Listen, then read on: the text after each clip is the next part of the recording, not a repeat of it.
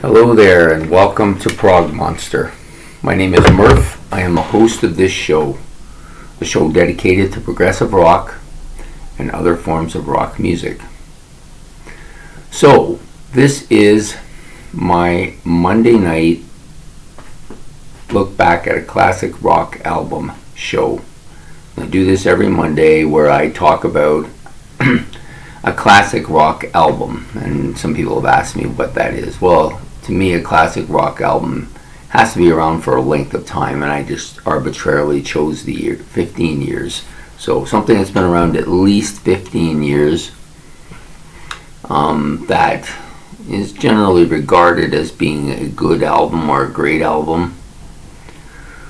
Now, I have done a few albums on here that maybe don't qualify in that category, but for the most part, that's where I generally think of for a look back. So today we're going to do a classic progressive rock album. It came out in 1970, and that's this one. This is King Crimson's In the Wake of Poseidon, their second album release in their discography. So King Crimson's one of those bands, and I can't offhand think of any other one that I've been doing that I've been listening in chronological order, like from first release till last release. The only one I can think of right now that I'm doing that with. There may be another one that I'm just not remembering right now, but at any rate, there are, as you see, 6 characters on the face of this album. If you turn it around, there are 6 characters on the back, and there's if you're interested, I don't know if it says so in the album. Let me look. I don't think it does. I think I discovered this online, but I could be wrong. No, this is just the typical King Crimson thing, little highlights from newspaper cuttings and pictures of shows they've done and stuff like that. I'm not even sure what this is at all. I think this may be just information on one of the tracks. Actually, I think, no, it's just some of the tracks. Actually, it might be the lyrics for the tracks here. Could be the lyrics. I'm not sure what it is. Anyways, these are just pictures of the album thing, but if you go online and look up this album, it'll give you an explanation of what each of the characters represents. The 6 here, and then the other 6 on the back, right? So, the vital statistics about this album is released May the 15th, 1970. So not too long after their debut album, which was In the Court of the Crimson King. The studio it was put together or recorded in was the Wessex Sound in London. Album's about 41 minutes in length. It's on several labels depending on where you are, I guess. Island, Atlantic, and Vertigo are the 3 that are listed. It was produced by Robert Fripp and Peter Seinfeld, who are the 2 main guys left from the original In the Court of the Crimson King album. So those are the 2 that are left in the band at this point in time. Band includes Peter Seinfeld, as I said. He's a lyric and production guy.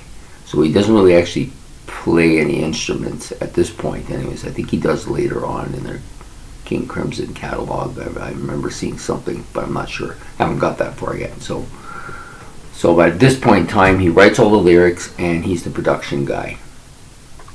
Robert Fripp, of course, is on guitars and mellotron. Excuse me, I'm tired tonight. And there's quite a bit of mellotron on this, actually. From the past members that come back to play parts on this album, we have Michael Giles on the drums. He's a pretty good drummer, man, pretty solid drummer. And Greg Lake does vocals on this as well for a number of tracks. Future members of the group, a couple guys here that joined the group after. Mel Collins on the drums. Although I think that I may have gotten this wrong. I think Mel Collins is the drummer and Giles does something else. Correct me. I wrote drums for both of them, but I'm pretty sure that there's only the one drummer. I'm pretty sure it's Mel Collins that does all the drumming, and Giles, I'm not sure. He might come to me at some point about what he does. And then the other guy who's a future member is Gordon Haskell, who does vocals on one track. Additional performers, Peter Giles. Maybe this is where I'm confused. Peter Giles is the bass player here. So I may have mixed up the two, Michael Giles and Peter Giles. Maybe Michael did play some drums. I'm not sure. Anyways, and Keith Tippett on the piano, or Tippett if you prefer. Tippett's probably more accurate. So then we go to the tracks themselves, and there's 8 on the album, the original album anyways, and then 2 extended tracks on this copy. And the 2 extended tracks are Cat People's single version and a song called Groon, which is on the B side of the single. So the first track is pretty short. It's just a vocal part that called Peace at beginning. It's a vocal track, small vocal intro by Greg Lake, of course, and there's a little bit of oh yeah, I know what I wanted to say. So it kind of is blurry when it comes on, kind of foggy, I guess is maybe a better term, and it gets clearer and clearer as the track comes to an end. So that was what I was trying to remember. Okay, so then the second track follows it almost immediately. It jumps right in, and that's heavy. It's got a real kind of heavy start. Greg Lake again on lead vocals here. Some nice melodies and core instrumentation are good on this particular song.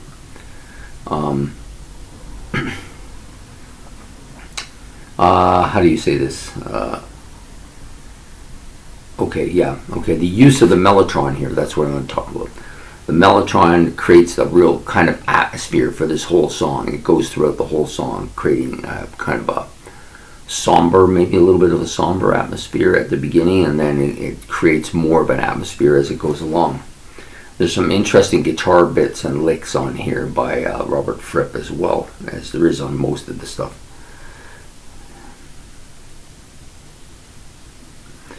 Yeah, so kind of there is a sax that goes through this as well, saxophone, and it goes through most of the main body of the song, so fitting itself in. But you can hear it; it's clear, but it's not stand out like a solo or anything. It just kind of goes with the body of the song.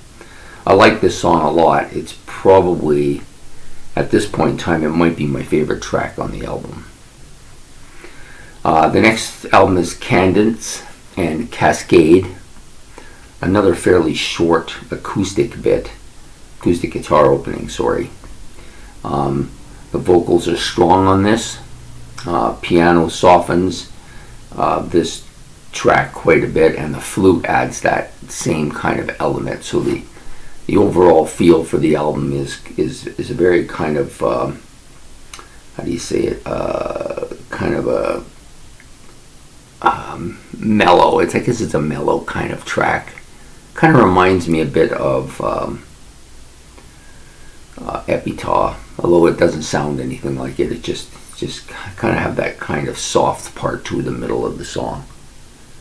The next track is In the Wake of Poseidon, another strong track.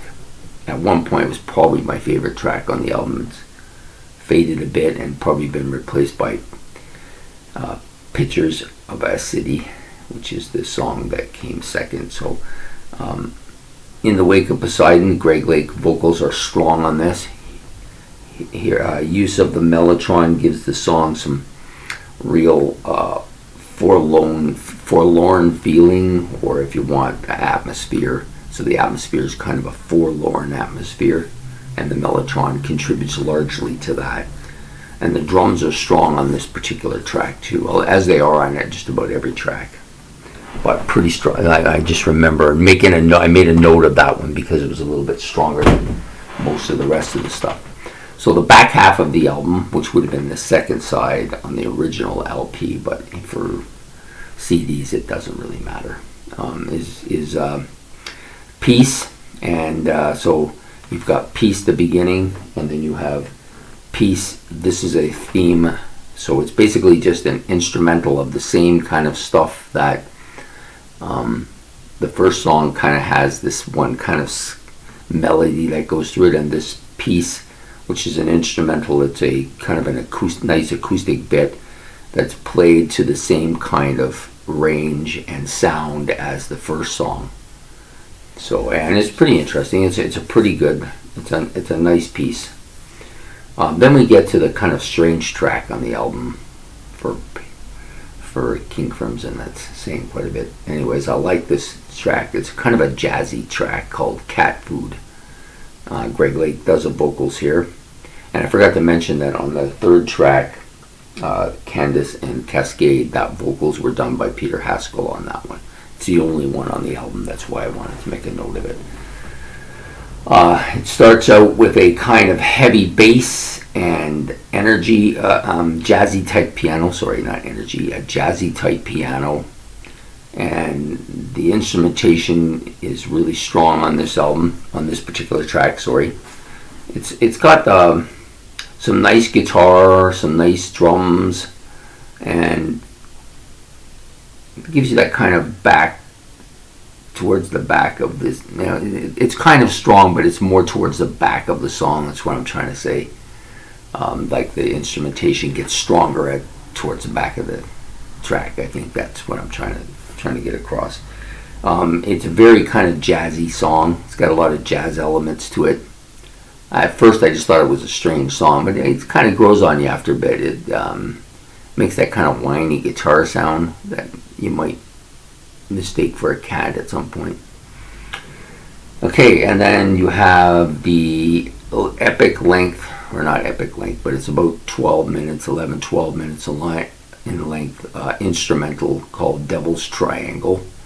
The three parts are Murday Morn, Hand of Skyron, and Garden of a Worm. So you get some kind of marching drums. It starts out with some kind of marching drums, then it goes into some pretty strong mellotron theme that goes on for a fairly lengthy time before it gets to the heavy drums and organ towards the end, and it builds to get to that. So it's a good song. I was curious about what it all meant, because when I see the Hand of Sauron, I'm thinking Lord of the Rings, right? Garden of the Worm makes me think of something other than that, and then you got Murday Morn. So I'm wondering if they didn't take the theme of this from some other, maybe some science fiction thought. I don't know. I couldn't find anything on it, but so I was curious about that, so I looked that up. And then you end off with Peace again, but this is called The End. Greg Lake closes this album with a real nice vocal piece, really mellow but distinctive vocal piece. And of course there are two tracks that are attached to the end of the album, which is basically just a single version of Cat People. I listened to it. It's pretty much identical to the original version, and this croon, which is put on the back side of it. I'm wondering how that song could be on a single, because when I think of singles, I think of songs that are going to be played on the radio, or songs that are going to be sold as a single. And then I would think in that time period they probably was a single with a B-side, so it's probably a single put out there. I just can't imagine that croon ending up on the B-side of a single. Very different type of single, I'll tell you that. So there you have it. That's King Crimson's In the Wake of Poseidon, their second album, or their second disc release, or their second album release if you prefer. Pretty strong album. The first one took 40 years for me to listen to because I took forever to get into it. But once I got into it, I liked it quite a bit. So when I did buy it, I liked it quite a bit. It didn't take me long. But this one here took a little bit longer, but I think it's as good an album.